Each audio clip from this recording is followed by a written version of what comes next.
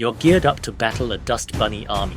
You pull the trigger on your trusty Dyson VI11 and nothing. Or worse, it starts making that weird, gasping, pulsing sound. Frustrating, right? So what's actually happening?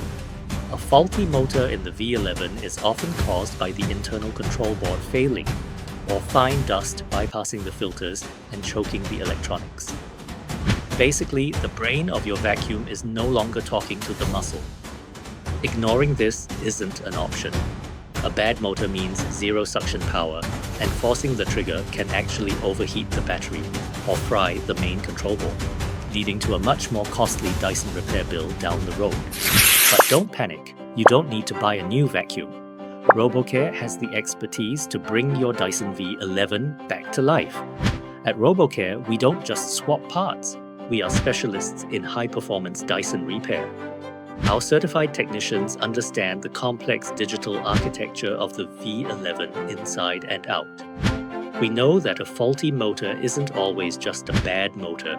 It's often a complex interplay between the battery management system and the main control board. We don't rely on guesswork. We use advanced voltage diagnostic tools to pinpoint exactly where the failure occurred. Once identified, we perform a complete disassembly and replace the defective unit with genuine components. We ensure your vacuum isn't just fixed, but restored to its original glory. But words are cheap. Let's look at the performance. Just look at that power. With a restored motor, this Dyson V11 is back to factory-fresh performance.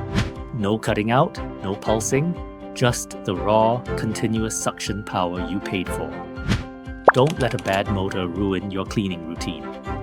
Visit our website or call us today to book your repair.